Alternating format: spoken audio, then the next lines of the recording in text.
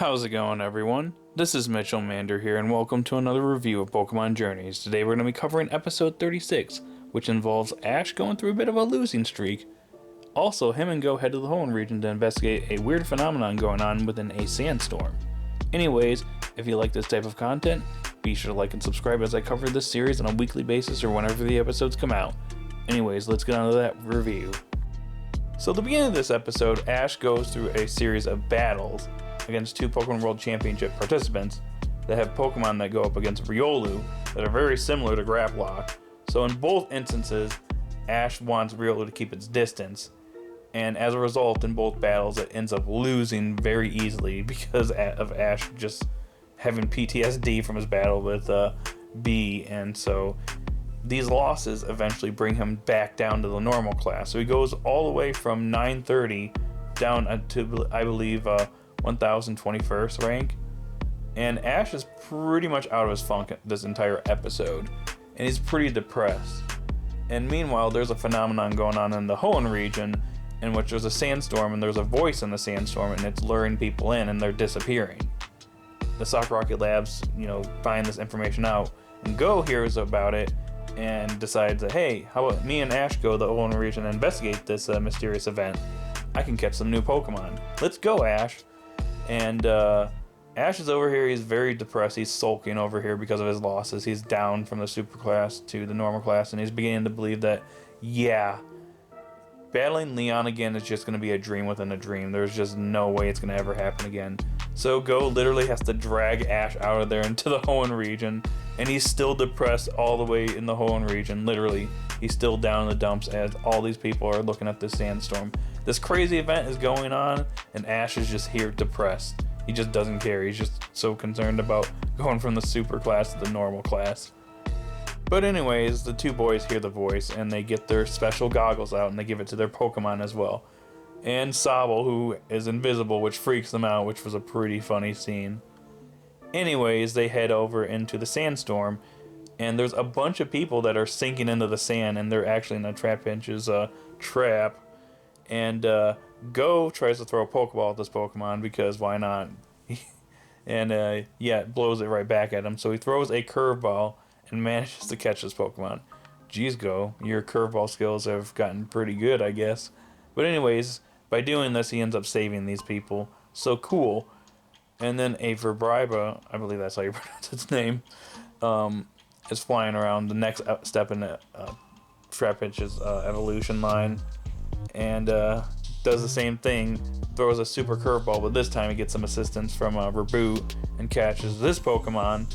So then they see, Ash and Go see that, okay, the evolution line, so far Go has caught in both of them. What's the next one? Oh, that's right, and then Flygon emerges. Now, as you can't tell by now, Go is pretty much the MVP of this episode. And not only did he catch these Pokemon and save the day for these people earlier on, catch two Pokemon in a row pretty coolly, he comes up with some pretty cool strategies against Flygon, whereas Ash, on the other hand, is struggling and just is unsure of himself. And the first thing he does is have Pikachu, brings out Pikachu and uses Thunderbolt, which doesn't work because it's a ground type, and Go points it out, and even he's like, wow, what was I thinking? But Go has Sobble use Water Gun repeatedly to harden the sand around Flygon, and eventually one of the Water Guns strikes it and knocks it down. However, unfortunately, Sobble eventually gets hit and has to be recalled before it starts crying and makes everybody cry. And then Reboot basically takes over from here. And Riolu is also helping out, but Ash is just super unsure of himself. He's just wondering what to do. He's been trying to keep a distance in these battles, and he just has no idea what to do. So Go basically takes the battle from here on out, and he keeps having Reboot use Ember. And then Flygon eventually uses Draco Meteor. And Go, picking up from Ash, uses a crazy strategy in which he has Reboot climb up the Draco Meteor to deliver an Ember right to Flygon to defeat it.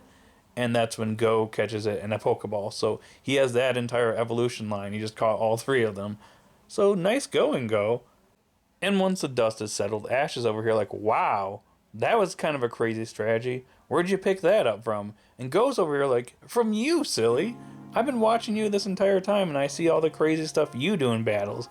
So I just did this because I had Reboot use Ember repeatedly, until it actually landed, and if we lost this time, I'd find a way around it. That's how you work, Ash. And that's when Ash came to the realization that after all this time, I'm the one that's being stupid. I'm the one that's screwing things up. So I need a fresh new start. So him and Riolu are probably going to have a fresh new start, especially with next week's episode, with them going back to Alola. So that's going to be pretty interesting. So it's going to be interesting to see how Ash and Riolu develop within the next couple of episodes leading up to their rematch with B. And the episode comes to an end here. So easily the best part of this episode is actually Go.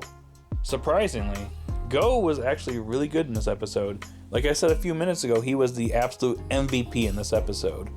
Ash was completely out of his funk in this episode and was kind of useless, to be honest with you. Go was pretty much carrying the entire trip to Hoenn after Ash had these series of L's in the episode. And it just goes to show how far Go has come since the earlier episodes and journeys.